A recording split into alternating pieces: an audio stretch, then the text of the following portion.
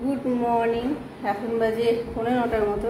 Ready হয়ে নিয়েছি আর যাব দোকান। স্নান টান সারা হয়ে গেছে, কাঁচাও হয়ে গেছে। আর এপাশে মেঘলা আবহাওয়া। জামাটা আমরা মিলে দিয়েছি, কিন্তু সব তুলে রেখে যেতে হবে, না হলে আবার বৃষ্টি চলে আসলে সব ভিজে যাবে। আর বৃষ্টির যা গন্ধ, মানে ভিজের ভাব যাবে অন্য। আর রোহাত তো গেছে সাত সকালে পড়তে। চলুন ব্লগটা দেখতে থাকুন। রান্নাবান্না তো কমপ্লিট হয়েই গিয়েছে। এখন যাব নিচে আসলাম, এসে ফোন লাগালাম কখন আসবে বলে। বললো আমি যাচ্ছি, তুমি সব রেডি করো। আর এর পাশে পেঁয়াজ এইসব কুচোতে হবে। আগে ঠাকুরের প্রসাদটা বেড়ে নিচ্ছি। অনেকগুলোই ভাত রয়েছে, মায়ের জন্য রেখে দিই। এতগুলো তো খাওয়া সম্ভব নয়। আর রোহানের কি করব সেটাই ভাবছি। ভাত তো নিয়ে চলে এসেছি, এবার আমি অল্প কটা নিয়ে নিই। ওর পাপাও তো বেশি খাবে না, দুজনে চাড়িয়ে নিয়ে নিই। আর টাটকা একটু জল দিয়ে দেবো, ওই জলটা নিয়ে নিই। আর রোহানের জন্য ভাবছি অল্প কটা, কালকে ছোলা ভিজিয়েছিলাম, মানে আগের দিন পরশু দিন ভিজিয়েছিলাম, তার অল্প কটা ফ্রিজে রয়েছে, সেইটাই ওকে সেদ্ধ করে দেবো। একটু শসা পেঁয়াজ কুচিয়ে দেবো। আর এপাশে চিংড়ি মাছ এই যে ভাজা নিয়ে নিচ্ছে, আর পেঁয়াজ কুচিয়ে নিয়েছি। পেঁয়াজ দিয়ে ভালো করে, আর একটা গোটা পেঁয়াজ ওর পাপা রেখে দিয়েছি।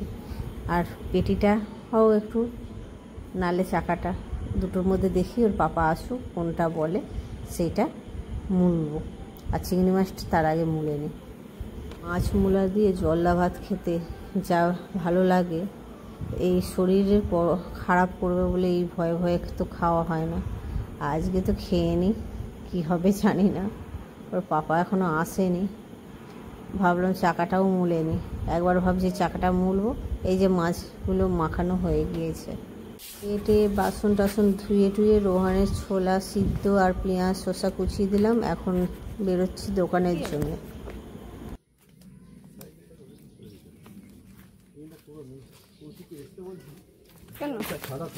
কিটা কৌশিক ছাড়াবে?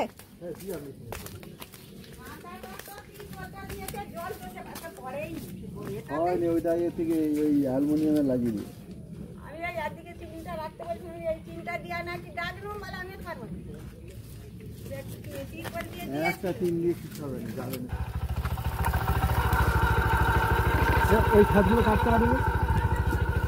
হ্যাঁ,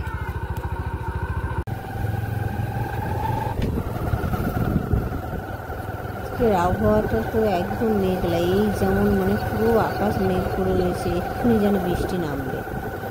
আমি তো জামা কাপড়গুলো আবার নিচে এসে মেলে দিলাম, বাবাকে বললাম যদি বৃষ্টি হয় তুলবে।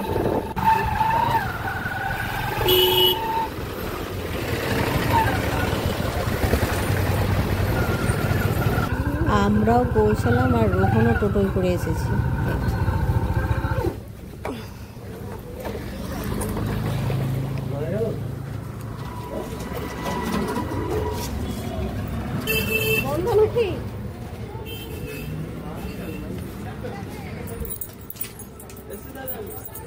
আবার কোথায় যাচ্ছি? কেন মইতো স্যার?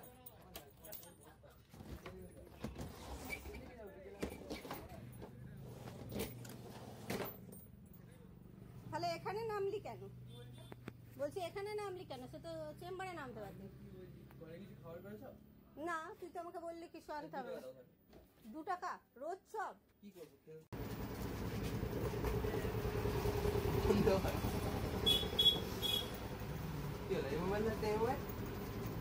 ওই মোবাইল এই বেটাকে দিয়ে করি নাও না। ওইটা এটা ছিল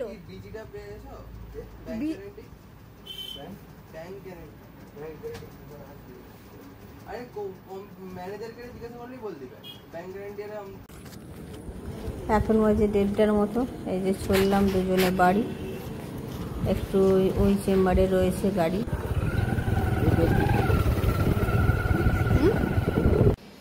প্রায় 6 মাস ধরে পাপা বলে বলে মিস্ত্রি তৈরি করেনি। আজকে মানে বসে থেকে এইটা করিয়ে আনলো, না হলে এত রাখার অসুবিধা হচ্ছে। আর এপাশে মা পলতার বড়া আর চচ্চড়ি করেছে। আমি তো রেখেই গিয়েছিলাম যে চাপা দিয়ে, এগুলো সব বের করে বলতে বলতে মিস্ত্রিকে বলে বলে তো হয়নি। আজকে আসে কি না কি জানি। আসার কথা আছে। ওর পাপা ওই পাল্লাগুলো বসে থেকে করে নিয়ে আসলো, বললো তুই বিকেলে আয়, আমি এগুলো নিয়ে চলে যাচ্ছি। এই যে সব নিয়ে রেখে দিয়েছি। এবার ওর পাপার ভাতটা সাজিয়ে দিয়ে ওর পাপা স্নানে গেছে। আজকে অল্প অল্প করে অনেকগুলো আইটেম হয়ে গিয়েছে। ওর পাপার ভাতটা সাজিয়ে দিয়েছে।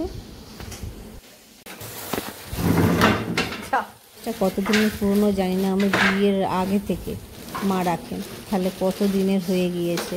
অবস্থা পুরো কী আর বলবো। আর মিস্ত্রি ফাইনালি এসেছে, আর বাবা এই পাশে ফিরে খুঁজছেন, বাবা আর মা। এগুলো বড় হয়ে যাবে নাকি?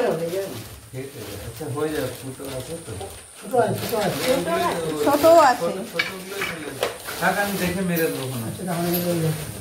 ছোটগুলো কোথায়?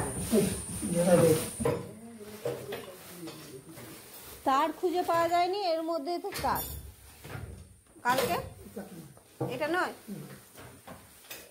সেটা লাল ছিল, এটাও হবে মানে এক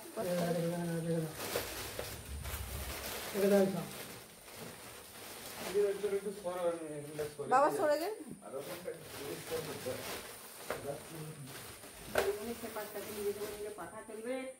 ওই দালানে নিয়ে চলে পাখা।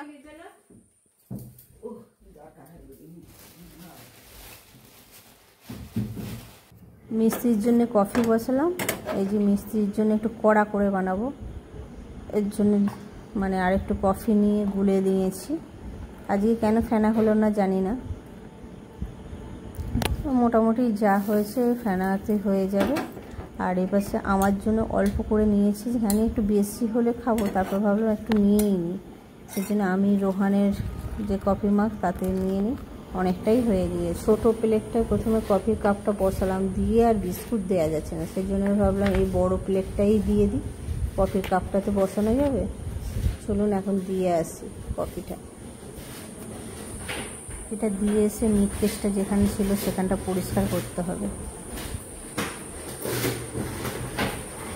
হাতটা ধুয়ে এটা খেয়ে নিন, জল আসে।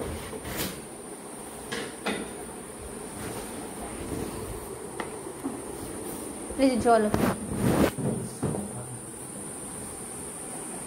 ওই চা বলো কফি বলো গরম খেতে পারি না, সেজন্য রাখলাম। আমি বলি এই জায়গাটা পরিষ্কার করে নিই। এই যে চায়ের কফির ব্যাগটা নিয়ে এবার দালানে যাই। সানমাইকা মনে লাগিয়ে দিলে না, সাইড ফাইড পুরো ছেড়ে গেছে, ও নতুন করেই। এইটাতে হ্যাঁ আচ্ছা, মাপ নিয়ে যাচ্ছি একটা, সে ইয়ে করে দেবো, ওই এমনি কেটে দেবো, এর উপরে ফেলে রেখে দেবো, দেখতেও ভালো লাগবে, পরিষ্কার সাইড গুলো তো এ হয়ে গেছে, সাইড গুলো হয় না, এগুলো সেই আগেকার ক্রিম তো রঙও লাগে না, আলকাতরা মানে আছে, ওটা কিছু হয় না।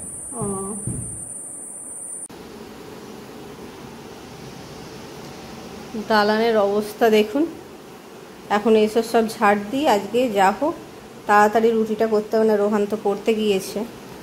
এসব সব পরিষ্কার করি।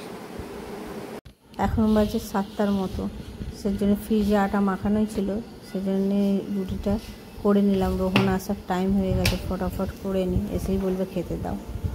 বাবার হাতে রোহনের মেজো পিপি সিঙ্গারা আর মিষ্টি পাঠিয়েছে, রোহান এসে সেইটাই নিয়ে নিল, একটু পরে খাবে রুটি। এটা কি